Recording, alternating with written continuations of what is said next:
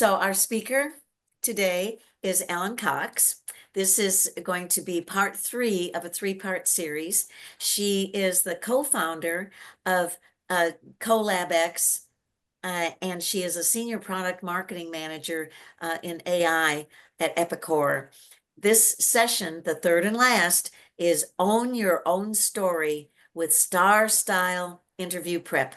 So this is how you're going to be using AI in the interview process. So I can't wait for this. She is, as I said, a senior AI product marketer and co-founder of CoLabX, a collective focused on helping professionals navigate career transitions with clarity and creativity. At Epicor, she leads the AI marketing strategy across global product lines. She is passionate about making complex texts like artificial intelligence more accessible and actionable for job seekers. With past roles at X2, Bonterra, and Dun & Bradstreet, she brings deep experience in digital strategy, content innovation, and cross-functional leadership. A former educator, she's known for her clear communication, approachable style, and commitment to helping others grow. Note, due to a work conflict, Ellen's partner in CoLabX, Lisa Bounds, is unable to join us for this grand finale presentation. Oh my goodness, this is where the balloons come and the confetti, and Ellen's not going to be here. But a work conflict is something we all understand and look forward to again in the future. All right, no more delays. Ellen, take it away. Awesome. Thank you. I appreciate it. And I know some of you may have seen Lisa and I present previously. As Kathy was mentioning, this is the third presentation. So I'll go ahead and just start diving in. And I actually wanted to start today off. We've already introduced me with a question. So in one word, wanted to kind of get a gauge for how do you feel about interviews? And if you can respond within the chat with just a single word. I'm just kind of curious to get feelings on interviews.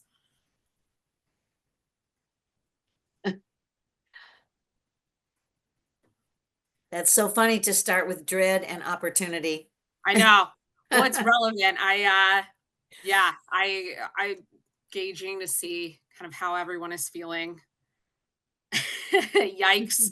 I feel that. I've been there before. Anxious. There's definitely kind of nervous is good. I feel that as well. Okay. Wave Yeah. So it seems like we're kind of just seeing things rolling in. There's kind of two ends of the spectrum. There's some of like on the positive side, it's an opportunity. We see kind of this moving towards goals, preparation, etc. But on the other end of the spectrum, right, that there's a lot of this like anxious feelings, etc. So we're going to be talking today specifically around interviews and the STAR method. So the goals today are just to talk a little bit around demystifying the STAR method. So understanding why this is kind of the gold standard for answering questions during interviews. We'll talk about generating your own STAR stories, and I'll talk about some best practices within there, but also using AI to kind of help within that process. And then just ultimately trying to have a goal of you being able to leave today with a handful of STAR stories that you can practice for upcoming interviews. Ultimately, the goal with all of this is to kind of move so that maybe you're getting further away from some of those anxious, nervous, dread feelings and more into that space of feeling a little more confident. And I will say, kind of based on my own experience, I've been there. I definitely have had kind of those nervous feelings, etc. So we'll talk a little bit in the process of all of this of how to get past some of that as you're preparing for interviews. So in terms of agenda today, we'll get into just a little bit of welcome framing. We've talked a little bit about that and just, or I guess we already did some of that up previously. What we'll do next is just get into the STAR method specifically. So we'll talk about like, what is the STAR method for those of you that haven't heard of this? And we'll talk a little bit about examples. We'll get into how to actually dig through to use your resume as a resource to kind of mine for your star narratives that you can use in interviews. And then we'll get into kind of practicing a little bit about actually crafting them and then getting feedback how to then start to practice and some other things you can do going forward, just in terms of next steps, takeaways to kind of further hone those skills in the lead up to interviews. So, as I'm going through all of this today, feel free to stop if we have questions at any point of time, and I'll kind of pause in between sections as well for us to kind of have some discussion around this. But the goal is to really make this useful for all of you, because I know interviews are probably the space where I feel the least. As an introvert, I get very nervous during interviews. And so, this is a space that I know kind of working through some of this for myself was really helpful just as I was job searching and interviewing recently. So, first thing we're going to dive into is just actually defining the STAR method. And I think some of you probably have heard of this. If you haven't, it's definitely an important component as you are job hunting in how you answer questions. So, just starting at a high level, STAR is actually an acronym, and it's considered to be a framework just for a kind of powerful way to bring storytelling and more kind of memorable examples within your interviews. This is a way to kind of help yourself avoid rambling answers, really stand out with specific stories that have concrete beginning, middle, ends for interviewers that they can then, or for the interviewee, that they can then go and pass on to additional people within the company as they are deciding if they want to move forward with you as a candidate. So the first piece of this, the S in STAR, stands for situation. So you're really focused here in kind of setting up the context or setting the scene. Where were you? What was happening? What was a challenge that kind of came up that you were facing? So you can see I've got an example here of, at my previous company, our team was facing a product launch deadline with only 3 weeks remaining. So you kind of set the stage of what company. I didn't necessarily use, it's a generic example, but hey, this is a particular company that I was working at. We had a product launch deadline. There were only 3 weeks remaining. So I might be talking about something that was under a tight deadline. I could talk about a problem that came up. This could even say something of like a launch deadline with only 3 weeks remaining when an unexpected hurdle arose, something like that. So you're really starting to draw them in with some sort of a scenario that's relevant for them as a business. The next letter within the acronym gets into task. So we're talking about now specifically your responsibility within that context or that situation that you've just set up. So you want to make sure that you're being very specific in teeing up your star stories about what specifically were you doing within the situation. So an example with this might be something like, I was responsible for coordinating the QA testing across different departments, integrating any kind of last minute changes. So you've specifically set the scope within this to show how your experience is relevant to whatever position you're applying for. Beyond that, then you start to get into the action. So you've told them what you were responsible for, and now you're going to start to describe in additional detail what you specifically did. So you want to be noting either what types of steps you took to address the problem, your thinking process as you were working through this, and then starting to kind of talk about how you progress those efforts forward. So it might be something like, I created a shared dashboard for us to track progress. We hosted 15-minute daily stand-ups. I also prioritized features based on customer impact. So you're really being specific, and this can even start to tap into some of what you're talking about within your resume bullet, but you're starting to bring it off the page of your resume and bringing it to life. The last step within STAR is the result. So you want to make sure that you're sharing the outcome, what happened specifically because of the actions that you took, and then including metrics whenever you can. The metrics piece is really important, and we can talk a little bit later on about how you can get creative about metrics. If you don't have specific metrics, or maybe you've run into something of like, some of the metrics for this weren't that impressive, but there might be other things that you could tap into. So we'll talk a little bit about that, of like brainstorming ways to kind of get into specific metrics you can call out. But an example that I've got called out within here is, we launched on time with 0 critical bugs. customer satisfaction scores increased by 12% compared to our previous release. So you're basically showing that you have ability to drive results for whatever task and actions that you are responsible for within kind of your purview of a project, within a team, within your overall role within a company. So I'll go ahead and pause here before I move on. Does anyone have any questions just about the STAR method in general as a way to answer questions? Okay, we're going to start diving into this now then. So the next piece, and we'll start to get in just a moment right after this, I'm going to talk about some strategies to actually mine your resume for what I call star gold. So you've got a lot of great content already on your resume. You have worked through to develop bullets. You probably, if your resume, you've kind of spent some time, you've probably even got some of those stats that you need for the results section of your star story called out within your resume. It's really at this point just figuring out how to bring it to life in a narrative story format. So, a lot of times, the first thing that I do is start to first kind of look at the bullets that are within there and start to consider how we can expand those into a narrative, starting first by just identifying strong bullets that are relevant to whatever role you're targeting.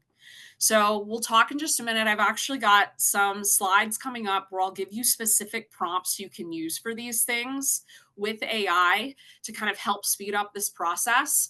But a lot of times, what you want to be thinking in terms of mindset here is if you were someone interviewing for this role, and you know based on the job description what are some of the problems that they're solving, or even hey, these are some of the skills they're looking for, which of your experience points on your resume is going to best showcase your ability to meet their needs, and those are where you want to start to key in on for your star stories.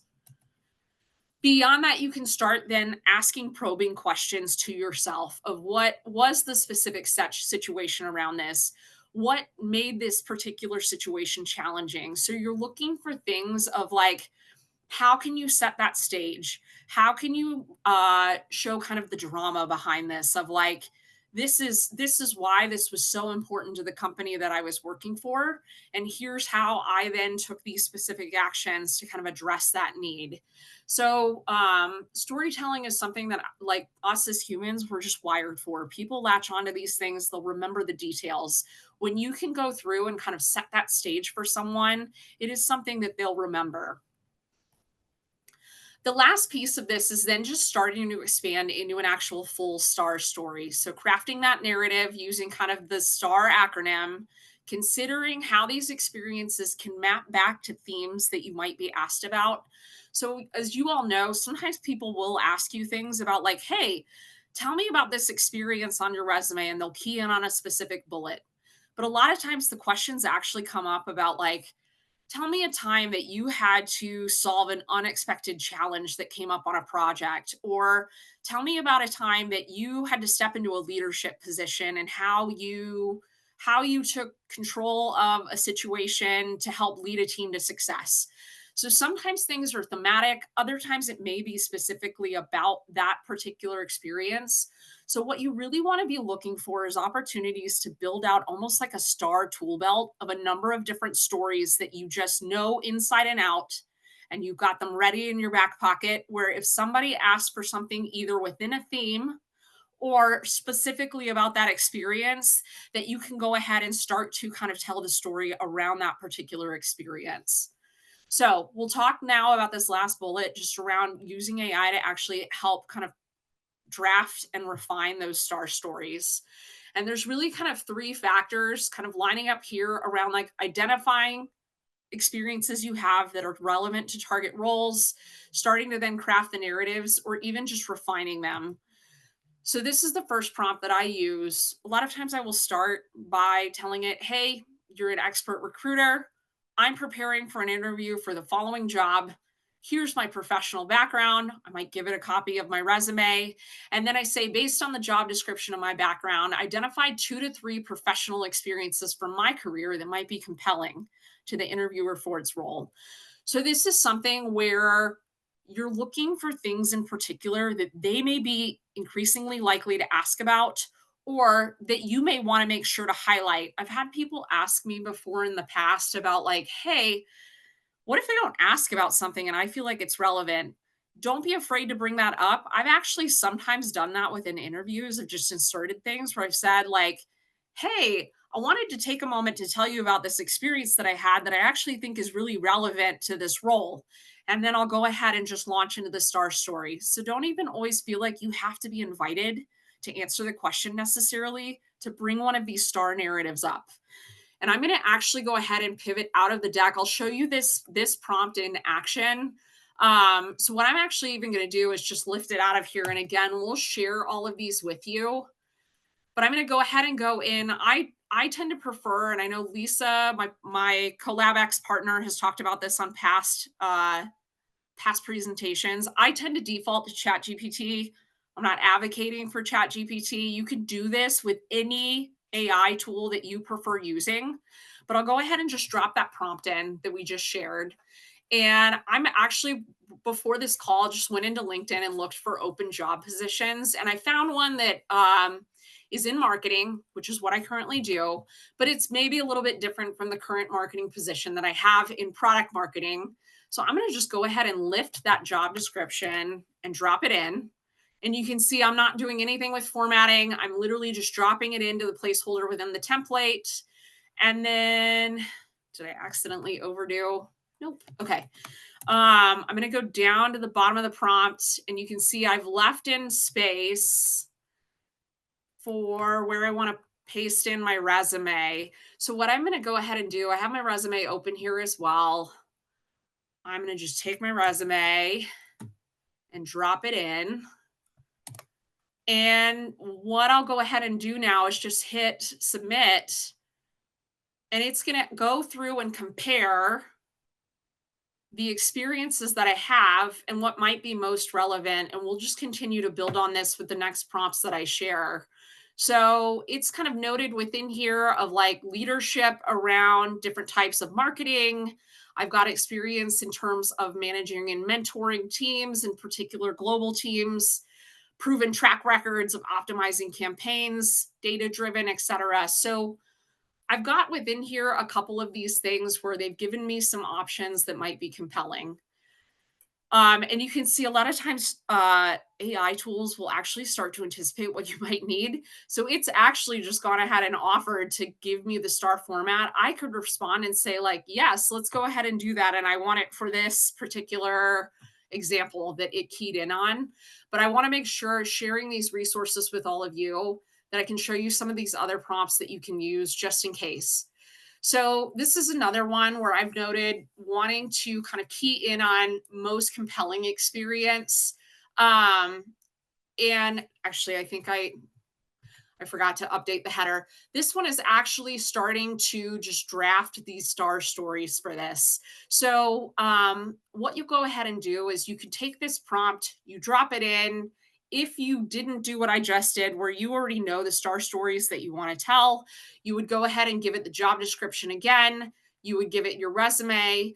You could tell it specifically some context around the story that you want to tell, or you could drop in the bullet point off of your existing resume and then give it a couple additional kind of key pieces of information, more in that storytelling space of like things that ChatGPT wouldn't know based on your resume, and then ask it to go ahead and draft up the story. So what I've done within here is asked it using only the details I provided. Do not make up or guess information. So I don't want it lying about my experience. I've asked it to go ahead and summarize the situation and the task in 2 to 3 sentences. It's going to be clear and relevant. We've told it that we want it to kind of call out some of the actions that you took. And even behaviors that'll match the job description, and then describing results with measurable impact. So let's go ahead and we will go ahead and I'm going to just take this one. And I'm going to go ahead and lift that in. And I'm going to start a new one just so that we can show you this one in action.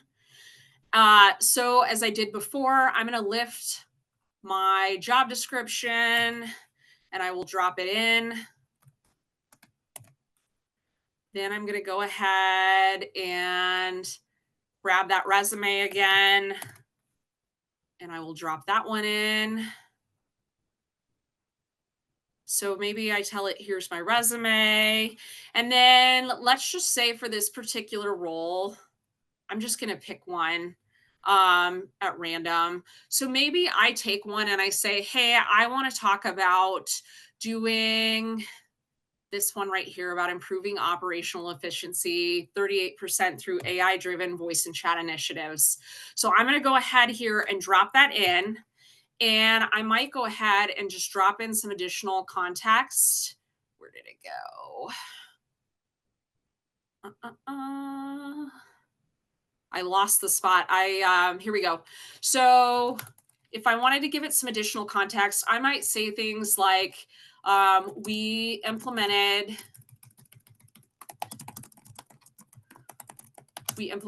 a knowledge base to customer sites to handle common, what do we say, like support questions, to free our support team focus elsewhere. I might tell it some additional information. I could also leave it light amount of information, and it should prompt to kind of ask some follow-up questions. So let's just go ahead and do this and see what comes out, and then we can always iterate on it. So we drop this in, and we've gone ahead. We can see here where it's calling out kind of a draft for situation and task. So I can see here it's saying at X2, I was tasked with improving operational efficiency for customer support operations. It gets into high volume of repetitive inquiries. I could even, if I wanted to go through and tell it, you can mention a specific example here was that requests to log in were taking up 90% of our support team's time. So it may revise then that particular thing to just bring that story piece in. It's just adding additional details in within there. But you can see that I have this ability now to start collaborating, editing, etc., and it will revise. And then I can see within here, it's called out the results. I've got that 38%. I could go through here and give it feedback that I want it to go ahead and try to make it more concise, etc. Now, what it's done is it has given me a concise version of this already, and it's estimated that this is going to take about 75 seconds to speak to. So the general rule of thumb that I've seen within kind of interviewers, recruiters, is that you don't want to go over 2 minutes. Usually it's about a minute to a minute and a half for your start answer. So just something to kind of keep in mind as you are preparing these answers and even practicing them, of just making sure that you're kind of being efficient, smooth as you're going through. Now, the last thing that I've got within here is actually around refining an existing story. So you could say something around, I'm preparing for a job. You could give them the job description. You can say, I need help refining this existing star story. I've been using it in interviews to make sure that it's relevant for a particular role. Maybe you go ahead and give it the star narrative that you're already using if you've got that written out somewhere. And you say, based on the job description, how can I refine this to be compelling? So I actually, what I did, and I pulled this example for twofold for you all, and we can test, kind of share this prompt so that you can see it. A lot of times what I'm doing when I'm prepping for interviews is, as I write these star stories out, I actually just list them out here for myself so that I can kind of see them at a quick glance and practice them this way. So what I'm going to go ahead and do is actually pull this prompt that I just shared, and I'm going to drop it in. Let's do a new chat just so that it's not pulling past information.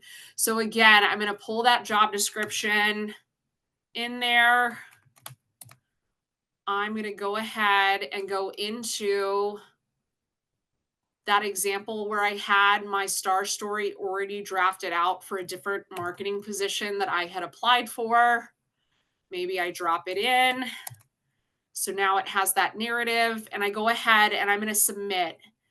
And what it's going to do is it's going to try to align some of the language a little bit to better fit with the particular job description so that when I'm speaking to this during the actual job interview, I'm speaking in language that's consistent with the job description they've posted, which means that I probably have a better chance that I'm actually speaking in terms that they are using within the company. So it will help me feel a little bit more like I might be a better fit. So you can see within there, it is kind of noting some of that information that I've got. It is noting, again, the specific task of what I did. It's got the answer in terms of the actions that I've got. But I like within here that it goes through and notes like, hey, you're using some of their language now around like multi-channel, paid and organic campaign performance, pipeline impact, etc. Now, some of this stuff I wasn't necessarily responsible for paid campaign performance in terms of running the campaign. So I would want to make sure that I'm paying attention closely to this, that it didn't insert experience that I don't have versus me just being the person who is analyzing the actual results from the landing page of what was the conversion rate, sharing that back to my team so that the demand gen team members can then go ahead and make those adjustments. And I can see within here, it looks like it is accurate to my experience and that it's noting partnering closely with demand gen and analytics teams.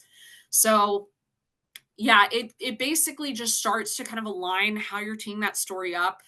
And what I will say is when I was mentioning at the beginning of this kind of session that knowing your star stories inside and out really sets you up for success, and that all you're having to do once you know these stories really well is just kind of tweak your brain for adjustments depending on the interview and who you're sharing these stories with.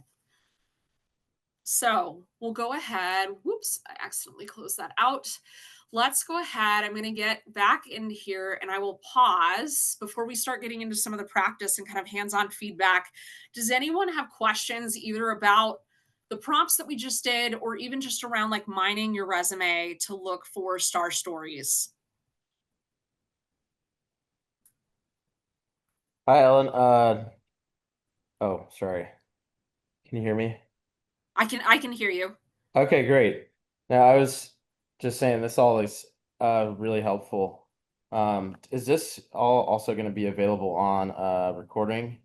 I think you Yes. probably already touched on this, Shannon, I but believe Shannon can speak to this further, but I believe Launchpad will post these presentations to their YouTube channel coming out of today, and you should get the recording afterwards. And then okay. we'll send these prompts through as part of like a worksheet, and I'll also put kind of these guidelines around like STAR framework and examples. So I'll put these into kind of a worksheet for you all so that you have kind of a document you can work off of in the future. Okay, great. Thank you. Yeah, absolutely. Anything else? Ellen, somebody had asked if you could do this on Perplexity. Are there some LLMs that are better for this kind of thing than others? It's really, I think, up to you and your preferences and what you feel like is providing outputs that feel the most authentic to the way that you speak and the way that you kind of share information. I typically default to ChatGPT, but I know I've had folks that have told me they've had really good experience with Claude, for example. I've seen recently a former colleague of mine was posting that he uses a mix of ChatGPT and Perplexity. So he might ask some questions to get some research information in Perplexity, then move some of the information into ChatGPT to draft something, then sends it back to Perplexity to get feedback. So, Perplexity in general, a lot of folks that I've seen using it is more almost like an alternative to a search engine where it really excels at pulling information and research and getting you resources around particular topics. I haven't heard about it being used as much for writing, but it doesn't mean you can't do it. So it's always worth experimenting. Like Lisa and I have mentioned this in past sessions. Sometimes I'll take the same prompt and I'll actually go through and run it through multiple chats or different platforms to kind of test the outputs and see how I like them. Like I think some of you have probably seen headlines. ChatGPT released that new version 5 yesterday. So I've actually been running some past prompts that I've done before through it just to see how different the new outputs are as they're coming out to kind of uh, get a better feel for how I need to adjust my prompting going forward.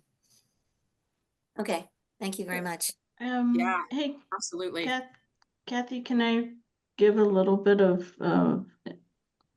input on what I had discovered with perplexity? Yeah, sure. Yeah, jump in. Okay, I'll try to be brief.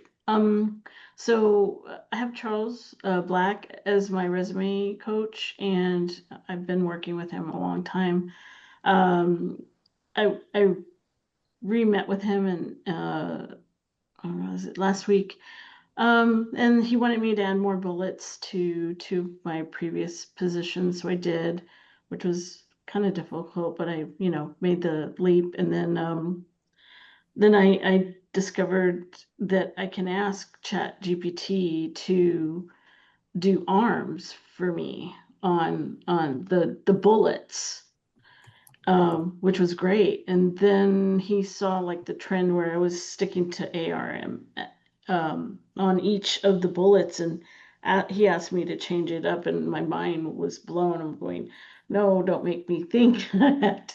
How am I going to do this? So I just asked Perplexity to, I gave him the bullet, and then I asked it to start with like A for action, and then the next bullet I would say start with R for results. R, and so forth. And so it's like, it helped me a lot, to where, he says you're ready for prime time. And so I've, just been out there with my resume and getting a little bit of recognition. Not much, but a little is better than nothing. So that's my explanation of perplexity. ARM as Charles's acronym, as an alternative to Star Story. He likes action, results, measurement. And uh, and I think you're going to cover the measurement, how to get numbers from Yeah, we'll talk yeah, about that in just a moment. quantification Okay. is really challenging for lots of people. Yeah, Yeah. yeah, we'll talk about that. And I can even divert a little bit from this presentation to show you some things that I've started doing since kind of realizing how important those can be. And I can pull open my resume to show you all some of the ways I've had to get creative in the past. So I did see one question in the chat, just in case anyone didn't see it. It was just around common questions that are worth crafting star answers for. Those I would say are those thematic topics that I was bringing up around, like, tell me about a time you had to overcome a problem that came up on a project, or tell me about a time you had to step into a leadership position, etc. I don't know the incidents specifically of how often specific themes come up, but I would say there's probably information out there. But a lot of that is kind of, I would say, within the soft skills space type of thing, where they can't necessarily assess your skills just from looking at your resume. So they ask those kinds of questions to kind of try and hear your descriptions of your experience to be able to feel those things out of, like, a time you had to collaborate with someone on a project, things like that, or lead a cross functional team. So it's more in that thematic space. And I've actually got within here, we're about to do just a moment of like opportunity to get hands on and starting to craft some of these star stories. And I'll share a couple themes that I typically try to kind of have just ready in my back pocket for interviews anytime that I'm approaching an interview. So, what I was going to do next is have us just kind of take a couple minutes to get hands on in crafting star narratives. So, starting to think about kind of what experience might be relevant to your target goals, using probing questions to tease out the start of a story, crafting those stories, thinking about ways to tie them back to themes, or even just revising some existing star narratives you might have already been using in interviews. So I did add in here some of those themes that I've got within there. So one of them is around like star story that tees you up as kind of a problem solver. So a way that you demonstrated analytical or critical thinking to solve a complex challenge. One of them, and again, like the team collaborators, just showing that ability to kind of navigate within team dynamics, helping to kind of work with others. Fast learners, so showing ways that you were able to kind of be adaptable, ramp up to learn something new. And then even it's not listed here, but scaling that out. How did you take that knowledge and improve the organization you were working at? And then again, leadership examples of like either leading a team or leading by example within your organization. So I'll give everybody a couple minutes here. And if anyone has questions, we can definitely talk about them in the process if you run into them. But figured we'll go ahead and give you a couple minutes. You can use an AI tool if you want. You can go ahead and just work on them on your own. And what I'm actually even going to do right now to make this easier is I'm going to go through and I will just post those prompts that I was sharing in the chat so that if anybody does want to test using them right now with your preferred AI tool, and for whatever reason it's turning them, I think the font is not adjusting. So let me fix that. But you can just lift and copy and paste these in to a tool to be able to use them.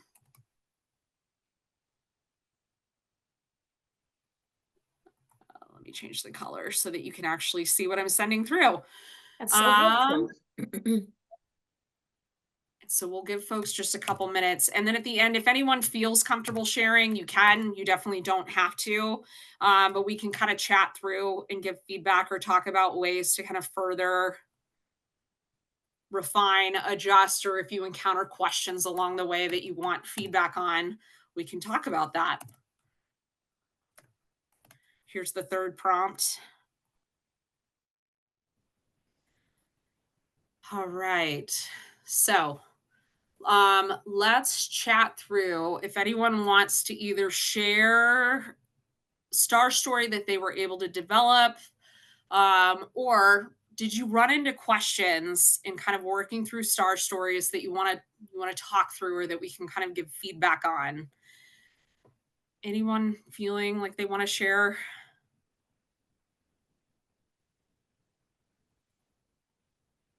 And if not, it's okay. I can pivot and talk through if anyone was running into that scenario we were talking about with data on how to come up with data examples.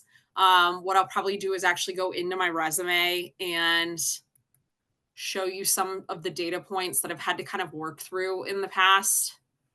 So let's go ahead and we'll just do that. We'll talk about strategies for data and I'll show you a tool that I've been it's not sophisticated, but just how I'm capturing these things for myself going forward. So basically within kind of resumes, wanting to make sure that you're including kind of your data call outs so that you can then use them in star stories, etc. A lot of times, I think earlier in my career, I did not key into on how important that was going to be. So you'll see some of my more recent experience, I've got a lot more call outs, whereas it gets a little bit less so in earlier examples where I had to kind of figure out ways to get a little bit more creative with some of the examples. So ways that you can actually go through if you're having to think about this is try to just go back in time as you're looking at things of like, I'm looking for specific examples in some of my older experience that I can talk you through strategies. So for example, within my time at Dun & Bradstreet, this was one of the spaces where definitely had experience within there, but didn't always keep track record of them. Or then after the fact, I was having to kind of go back and think through of like, okay, well, I don't want to lie, but what are things that I can remember or places that I was able to drive impact? One of them in particular was thinking about like a lot of the success that I was able to drive was within kind of process related efforts. So thinking back through of like, okay, when I first was doing this, this particular process took 7 days. And by the time we were done kind of revamping the process, I was able to kind of reduce that down to 3 business days. So looking for just ways to insert that, even if you don't necessarily have specific results around the campaign itself or an effort that you were doing, etc. You can see another one here. I did a lot of work at a digital agency back in the day. And we had done a lot of creative ad testing for our client at Capital One when I was there. but I didn't necessarily have all of the exact results because I didn't save them from my time working there. So I did go through and kind of note, the goal within that testing for them was really wanting to kind of test out a large number of media platforms and creative format types within a relatively short amount of time, just expanding that. So noting that ability to do that of we launched new ads across 7 different platforms within a 6-month period. So there's sometimes ways that you can go back, even if you don't necessarily have these specific result outcomes, to still note some of the progress that you were able to drive. Same thing within here of like, I will sometimes try to call out, like, okay, from a leadership standpoint, right? We talk about like sometimes those leadership thematic questions will come up, or cross functional teams. I had an opportunity while I was there, again, working on Capital One, where I was having to align kind of across 10 different client stakeholders. So they were all from different parts of the organization, of making sure that all those different people were on the same page in alignment with the expectations, requirements, etc. So even if this is something of like, we basically didn't even code out like the final build of the product so much as like research development of like the design pieces of it through to where like it then got handed off to their developers, and they did not actually share results with us of like, okay, once we launched it, how many people use this website, etc.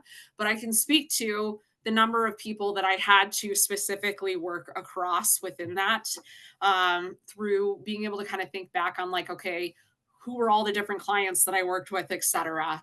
So sometimes you'll find there's ways for you to kind of get creative within past experience if maybe you weren't as diligent about capturing results during that time. You'll see within here, even as I've gotten kind of into more recent experience, have been a lot better about kind of capturing some of those results. So I can speak to things of like win rate versus the industry average for testing, but even like the quantifiable number of tests. One of the ways that I've started doing this is I actually set up, so I tend to use Evernote for myself. I've started setting up a thing that I call a brag book, and I do one every year. What I will actually do for my brag book is I create kind of different sections where it will be like what I call stats, performance, or just key presentations. I'll do a thing where it's quotes, where I am capturing any kind of positive feedback quotes that people give to me or about me. Anything within social media where it's like something that I've done that I feel like I might want to be able to refer back to later on.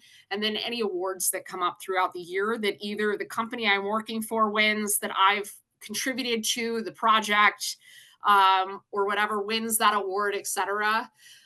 Basically just capturing those things so that when I sit down, I personally try to update my resume about every 6 months just to keep it updated. But then when I sit down to kind of go back through and update my resume, I just have those dates, stats, things that I can call attention to on my resume already captured somewhere. So if you don't have a system like that in place, it's a really low effort way that like when you wrap up a project, you go through and just brain dump a bunch of notes while it's fresh in your mind. As you start to get results reporting on a project, campaign, etc., you can start to go ahead and drop those things in so that later on you're not having to like, oh man, I wish I'd kept that information, or like reaching out to a past team member and hoping they respond. You've just got the information captured for yourself so that you can add it in. Awesome. All right. If anyone has questions or wants to get feedback or feels they want to share to kind of crowdsource feedback, last call. If not, I'll go through and move in just kind of opportunities to continue practicing and building kind of that tool belt of star narratives that I was talking about. I have a question. This is Yeah. Kathleen. I have a question just about you and and maybe Ellen and your career. Yeah. You, since you're here. So you are now an AI influencer within Epicor, or you're an AI, that's part of your title. Yes. Yes. Did you did you jump on that, educate yourself, make it known that you were starting to use AI in your job, and then you got this title? Did the company say we want everybody to go to school and learn more about AI. Yeah, How did you get to be the yeah. subject matter expert on that in the company? Yes. So what happened with that is there's a lot of this is an interesting thing because AI is actually not new. It's been around for quite a while. Especially, I know some of you were mentioning working in like AI startups or things like that in past experience. So some of you were probably have had exposure to that awareness. I think AI, in terms of generative AI, has really come into kind of consciousness for us as a collective, just society, world, et cetera, especially since kind of the launch of ChatGPT in 2021, where it really became functional and useful. For me, as I started seeing a lot of these things coming, I think even early on when Bing started announcing, like, hey, we've got this chatbot available, and um, me particular at the time working in the web space started to say like even though I had some very heated debates with my SEO team members at the time about whether or not this was going to impact the way that people were using the internet and how websites perform. And I am kind of the person that tends to, I use a thing called Feedly to keep track of just news trends. And I was looking at things like, figure the win. I can see where this is going. This is going to become a thing that is going to change significantly how we work, how we use the internet, etc. So I really started diving in a lot into articles, reading a lot more, starting to learn how to use it just in general. Like, how do I personally get really good at using this, and then staying on top of as it shifts and adjusts over time to continue to update my skills to be able to kind of really tap into that. I think the natural progression of that then is starting to teach others how to use it, which is examples of like trying to do these types of presentations, etc. The way that I actually started getting into AI specifically within the workspace beyond that of not just sharing information or articles was actually starting to reach out to people within my network or contacts, sending them ideas of like, hey, your company is doing XYZ. I just saw this article about how this other company is doing this thing with AI, and it might be interesting for you to read. And I would send it through. Or I would send an update of, hey, I tested out this thing. Um, Check out what I was able to do with this. And I would send through an example. I actually had a former manager who was working at the company I was at previously called X2 that reached out to me of, hey, we've got this hybrid marketing operations role opening up where we need somebody who can come in and start to help us learn how to use AI, but also how to use no code tools, which I also had some experience with using things like Zapier, basically to automate certain processes so that our team is not spending as much time on some of these things. And at the same time, we're also experimenting with other third party tools to set up things of like that example I was referring to earlier. So it was really kind of a matter of that of I started digging in just personally out of interest on my own, wanting to learn more to be better prepared for the impact it might have on websites. And then started just seeing additional opportunities kind of coming out of that and then sending that information through. Once it was formally in my job title, it wasn't AI was not in my job title at X2, but it was a key part of my job description and responsibilities. I actually went through and started taking some more formalized classes and certifications related to it. So I took a class through MIT, which sounds, I don't know. Some of you have probably looked into some of this stuff. I have frustrations personally sometimes with going back to school with how much the stuff can cost. But I did find there was actually value in it from a job hunting perspective once that was completed, in being able to put that on my resume from a brand recognition standpoint in an authoritative sense of that MIT is a well-known entity that people trust. I had learned a significant amount of information from the program that I took that was useful, and I was able to put it on my resume and be able to again speak to it of some of the projects that I had done, how I had taken learnings from that class and applied it within my job setting. So it's been things like that of just continuing to do professional development for myself. So at least once a year, I try to take a class now to stay up to date on the latest within different AI trends, etc., so that I am kind of staying on top of these things.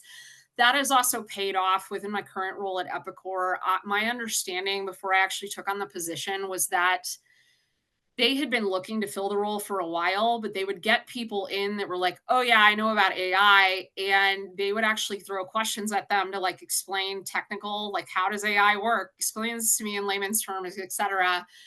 And people were not answering the question either accurately or to the level they were expecting because they were just kind of going off of all the noise that's out there in the internet versus because I had invested in the professional development.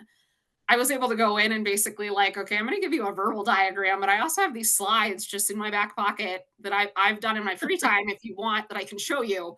So I think it's really like if you have something that you get interested in personally and you see career opportunities, you can always kind of look for those chances to one, learn as much as you can from free resources.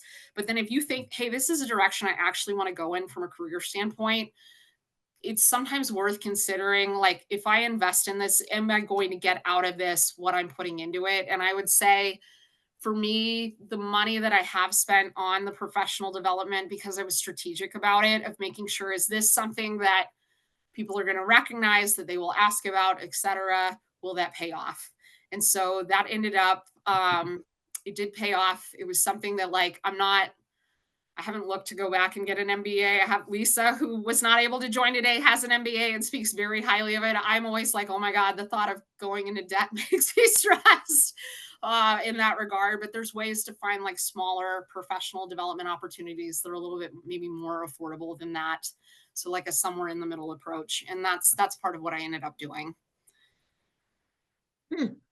That's very, very interesting. Thank you. And thanks for it. It shows where you have initiative and that you don't necessarily leave the job at the office, that you're Yeah. always kind of thinking about ways to be better, smarter, faster, nicer, whatever, improve. Yeah.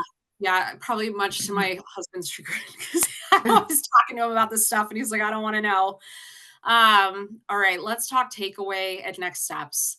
So we've talked about the STAR method. We've talked about strategies for identifying and drafting those stories and even taking some chances to get kind of hands-on crafting.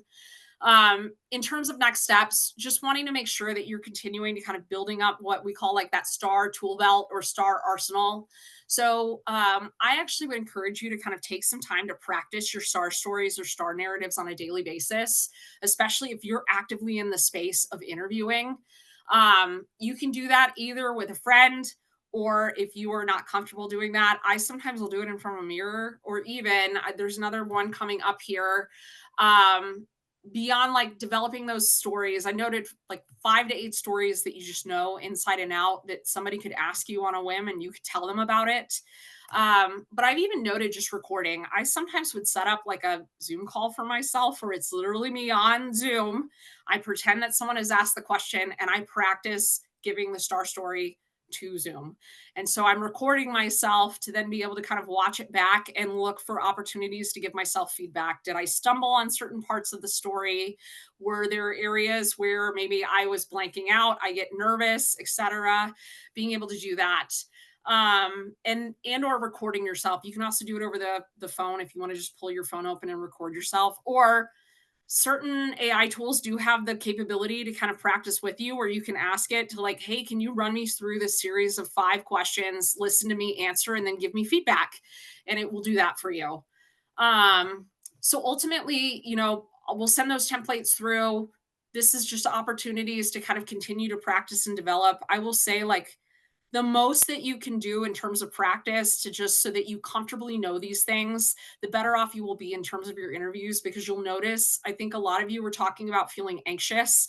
If we go back to the very beginning of this session, the more that you've practiced, the more that you know them inside and out, the better that you will feel kind of going into the interview, that you are ready for whatever curveballs anybody throws at you and less anxious.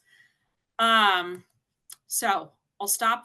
One last chance. Any other questions that anyone has? If not, I'm going to share a quick slide on how we can connect on LinkedIn, as well as if you have a moment to take just a quick survey, coming out of this session. Lisa is also up here, even though she was not able to join and present today.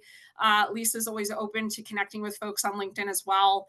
She and I are both passionate about helping folks. Both of us have been through job searches very recently. I think Lisa was out of work for about 8 or 9 months. I was out for about 2 to 3 months. So definitely have a lot of compassion for those of you that are in that space, trying to kind of navigate, making the most of opportunities that do come up, how to get in space to those opportunities, etc. Always happy to bounce ideas around and go from there. So thanks, everyone. I appreciate the engagement and hope to connect going forward. And please take a moment to take that survey if you can, just so that we can get feedback to kind of refine these sessions going forward. Okay. I'm trying to get in there. Thank you so much. This was great as usual. You had a fabulous finish. I definitely appreciate the hands-on assignment. I think everybody, I'm not sure if they were doing it, just intimidated about it, but it'll be in the chat. We're going to talk to everybody about how to save the chat so you can take her prompts that she gave you. Also, the slides will be in next Tuesday's newsletter. Look at the full newsletter, go all the way down to the bottom of the full newsletter under tools and resources, and you will see the slides that she used. And then I'll tell you how to save the chat and you'll have all of it. But this was a bang up finish. We're so sorry Lisa couldn't be here, but anyway. I know. It's a little more pressure without Lisa here. With like usually the two of us are kind of bouncing back and forth. So last minute, go to the front lines and do your best. You did great. This was fabulous. It happens. Really, really It good. happens. Well, thank you all. Thank you so much. Yeah. Good luck to everyone. I'm going to write you both a really good review on LinkedIn. This was fabulous. Thank you so much for sharing your expertise and your personal story and your resume and everything else. This was wonderful.